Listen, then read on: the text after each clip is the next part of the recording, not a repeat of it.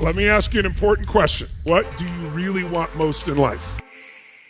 What do you want most in life? Money? You want a little piece of paper with pictures of dead people on it? No, you might want what you think money will give you. What do you think money would give you? Freedom? Security? Okay. What else do you want? Love. Love. How many want love in your life? More love in your life. Whatever you tell me, some people say, I want to be closer to God. Some people say, I want to make $1 billion. Some people say, I want 3 perfect children. What's in common? The only reason you want anything is because you believe if you get that, it will change how you feel. You want the money because you think how you'll feel.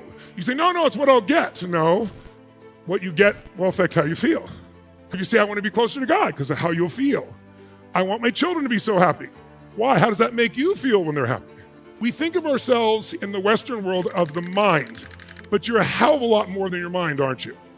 The mind is a tool that you should learn to use. If you don't learn to use your mind, it will use you. And it doesn't usually make you happy. Your heart, your emotions are what you're after. And here's the most amazing thing. Every feeling you've ever wanted, that you're achieving in your business for, that you're building your family for, that you're voting a certain way for, that you're doing anything for, is to either get out of a negative feeling or increase or get a positive feeling. And here's the amazing thing. How many of you can think of a goal you'd love to achieve, that if you made it happen, you'd be so happy? How many of you have ever achieved a goal that you worked really hard for, and after you achieved it, your brain went, is this all there is? That's a horrible feeling, isn't it? Failure feels better than that, because when you fail, you don't give up, you just get up and find another way, don't you? But if you succeed and you're still not happy, you're not what I call technically screwed, right? You don't want to be there. How long did you stay happy? 6 years? A year? 6 months? 6 hours? So here's the crazy thing. You did all this to change how you feel. It worked for a little while, and then you went back. Do you know they've done studies on people, and they ask people around the world, what is your number one fear? And then they say, what would be the greatest gift or surprise? The greatest gift that most people in the Western world say is to win the lottery. It's the number one answer. Hundreds of $1 million, it changed my life. The number one thing people say that would scare them, the thing that would be the worst thing to happen, would become a quadriplegic. Now, interestingly enough, they've done studies on people who win the lotteries and done studies on people who are quadriplegics. And one thing they found out was really interesting. 3 years after either winning the lottery or becoming a quadriplegic, who do you think is happier? The quadriplegic or the person who won $100 million lottery? Which one? Well, it's kind of a trick question. It's kind of a setup, right? Neither one is more happy. Because after 3 years, their brains adjust. The person who can't even move, if they move their finger, they now get excited by that if they're not drugged. And the person who, was in a position where they won the lottery has all these people want something from them, and they're usually fairly angry. They return to the same level of happiness they were before. So how do you and I have an extraordinary quality of life? We learn that what we get will not make us happy, not long term. Who we become will make you very happy or very sad long term. And so the purpose of a goal is what it makes of you. But also, if you learn to use your body the right way, these emotions you want most, you can have right now. When you finally achieve that goal, who's going to make you feel like that? Who's going to make you feel that way when that happens, when you achieve the goal? Who?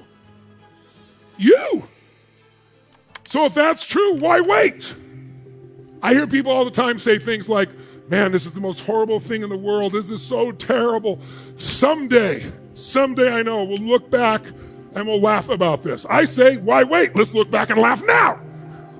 So in order to do that, you have to understand a very fundamental principle, and that is that the way you feel is controlled by 2 things: what you focus on and what you do with your body.